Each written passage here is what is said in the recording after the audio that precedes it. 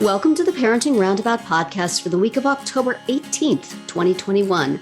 I'm Terry Morrow, and I'm here with Nicole Eridix. Hello. And Catherine Haleko. Hello. Every week, we chat about the things parents are talking about, complaining about, and obsessing about right now. This week, we're complaining about raising boys versus girls and obsessing about parenting wish lists. We also take a couple of breaks for an entertainment discussion and a recommendation roundup. Today, we are talking about pandemic nostalgia. Oh, we saw a blog post on scarymommy.com about nostalgia for the early days of the pandemic. And we were sort of wondering if there was anything about March, April 2020 that we miss. Like the feeling that this will all be over soon. Yeah. That's something I miss. Right? I miss that. I remember thinking that it's so sad this school year will get messed up and this year's graduates will get messed up. But by next September, everything will be back to normal. Yeah. I was just even thinking, we'll have, 2 weeks at home and that'll be fun. And Yes. and then I just couldn't even fathom going beyond Yes. what it did. Yes. Kind of that feeling of sweet relief that all those things that were on your calendar that you really didn't want to do are now getting wiped off. Yeah. Yes. Yeah. No more travel. Don't have to go grocery shopping. Yeah. And I remember, Terry, you called that like all of this sort of goodwill and, helping your fellow man would not last. Yeah. That was a nice you were 6 seconds, sure wasn't right it? about that. Yeah. Human beings, darn it. Yeah. I know, right? We only have so much capacity for brotherhood, apparently. Yeah. Well, humanhood. I I don't know. know. What do we call it now? Yeah. But that was nice, though. It was lovely while it lasted, wasn't it? Mm-hmm. Everybody pulling together.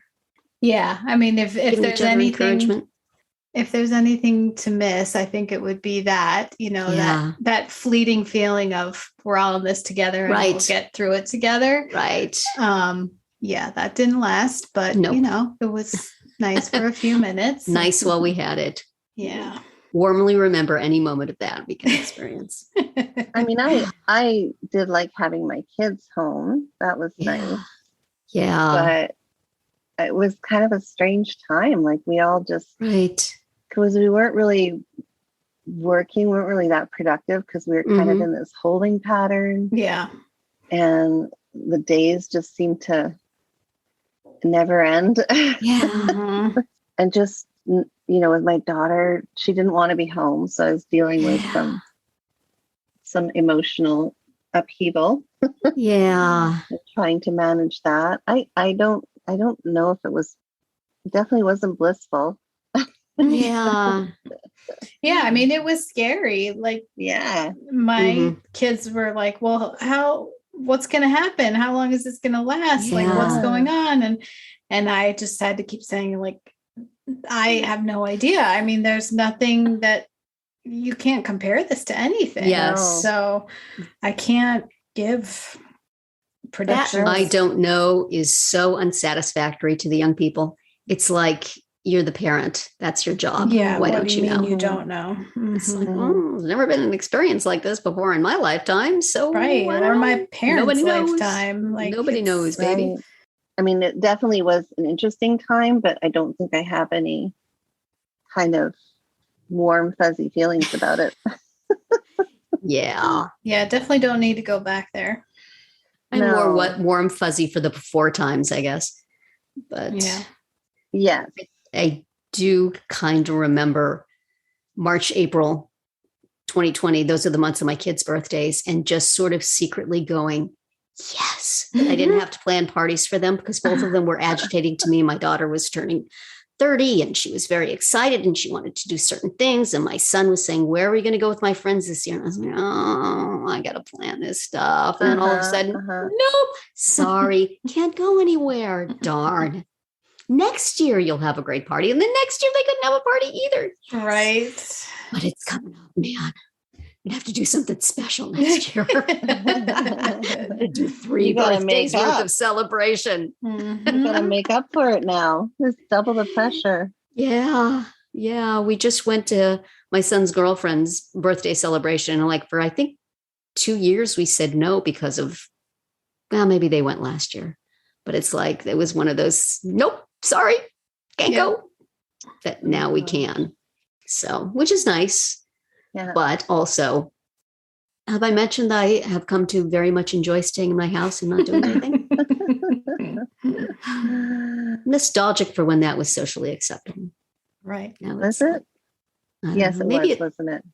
In the early days, we had to. Now it's like, it's a controversial decision whether you stay home or go out. Mm-hmm. Right. But then it was just, well, we're all locked down. Stay home. Of course you're staying home. Oh, absolutely. Stay home. Now it's like, really? You're not doing anything? You're not going out? No, I don't know. Yeah. I don't know if there's much else during that time that was I don't know. We watched Tiger King. I don't miss that. That has since been described to me as a show that people would only have watched during the pandemic, possibly by Catherine. Yeah. I'm not sure if I'm stealing your quote. But I don't think I originally said that, but I agree. Well, I think you said that also about Ted Lasso, which I think is much more enduring a phenomenon than Tiger King. Yeah, I don't engage in it. I think that Ted Lasso is just, I think that people would have watched it, but it might not have struck the same chord. Right. But yeah, I mean, having the kids home and having, nothing else for anyone to do, that meant that we did do more together than we otherwise would have. Mm-hmm. Yeah. That was like watching Tiger King. Yeah. I'm not nostalgic for the concern I had in those months over my son's employment. Mm-hmm. Actually, my husband's also, both of them were out of work early on because my son worked at a hotel and they very quickly couldn't afford him. Even before the lockdown started, nobody was traveling. My husband worked at a college and, they don't need the food service people if they're on remote. So I was really worried for the both of them what was going to happen. And especially my son, when it became clear that he was never going back to the hotel. So fortunately, he did find other work that's closer to home and wound up being, I think, an improved situation. But right at the beginning, we didn't know that was going to happen. It had been a hard slog getting him the job that he had and then having to think about starting over and not knowing when to do that. Are people even hiring now when nobody's doing anything? So, like, I think that would have been a really stressful time for many people. Yeah. And they're losing their jobs and not knowing if they'll go back. And my son isn't supporting a family or in making payments that he's in great need of the next paycheck, but he's very much in need of something to get up and go do. And the times that he was just spending at home doing nothing, I can always see his skills kind of declining under those circumstances. Mm-hmm. So I was really wanting to find him something else to do. Even the place where he volunteers was shut down for a while for volunteers. Mm-hmm. So he just had nothing. So I do not miss those days because I was really worried. I feel like saying, or, there are things that we look back on at the beginning of the pandemic that were blissful or we missed, or I don't know. It's kind of like, it's not really honoring the millions of people that's true were adversely affected by it in hugely significant ways, right? Yeah. Yes, that is very true. My little moments of blissfulness definitely are overshadowed by, it was a dark time. Yeah. It's just maybe trying to find commonalities again now to say, hey, remember those days? And have everybody say yes. But of course, for some people, remembering those days means remembering the loss of a loved one or times of fear and discomfort and pain and loss. So we're kind of blessed if we can look back on those days fondly. Exactly. I think that's a little bit of a privilege, right? Yes. To be able to do that. Your pandemic privilege. Yes. Pandemic privilege.